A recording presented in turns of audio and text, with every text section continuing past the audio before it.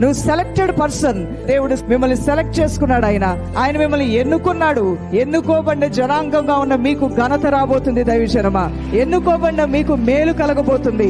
నీకు ఇష్టమైంది నీకు నువ్వుగా ఎన్నుకున్న తర్వాత అది బజార్లో పడేస్తావా, రోడ్డు మీద ఇసిరేస్తావా, చెత్తకుండీలో పడేస్తావా? నీకు ఇష్టమైంది, బాగా ఇష్టమైనటువంటి ఒక ఫ్లవర్ వాజు పూలతో ఉన్న దాన్ని నువ్వు తెచ్చి పెట్టుకున్నావు, దీన్ని తీసుకెళ్లి ఇసిరి అవతలు పడేస్తున్నావు. పడేయవు కదా. ఎందుకు కొనుక్కొచ్చుకున్నావు? విలువైన దీన్ని ఎక్కడో ఒక షోకేస్ లో పెట్టుకోవాలని తెచ్చుకున్నావు. దీన్ని ఇష్టపూర్వకంగా నీ డబ్బులు హెచ్చించి నువ్వు కొనుక్కున్నావు కాబట్టి ఒక మంచి స్థలంలో నీకు ఇష్టమైన దగ్గర పెట్టుకుంటావు. అవునా కాదా? పెట్టుకొని రోజు కూడా దాన్ని చూసి ఒకసారి రిలాక్స్ అవుతూ ఉంటావు. ఆహా, ఎంత బాగుందో, నాకు ఇష్టమైన దాన్ని నేను ఇక్కడ పెట్టుకున్నాను కదా అని. అదే రీతిగా లోకంలోంచి నీ దేవుడు నిన్ను ఎన్నుకుని, నీ కుటుంబంలోంచి కూడా నిన్ను ఎన్నుకుని, నిన్ను ప్రత్యేకపరచుకొని తన యొక్క అరచేతిలో నిన్ను చెక్కుకొని నిన్ను చూసుకుంటూ ఉన్నాడు నీ దేవుడు. దేవుని బిడ్డ, యేసయ్య తన అరచేతుల్లో నిన్ను నన్ను చెక్కుకున్నాడంట. అది యేసయ్య ప్రేమ అంటే.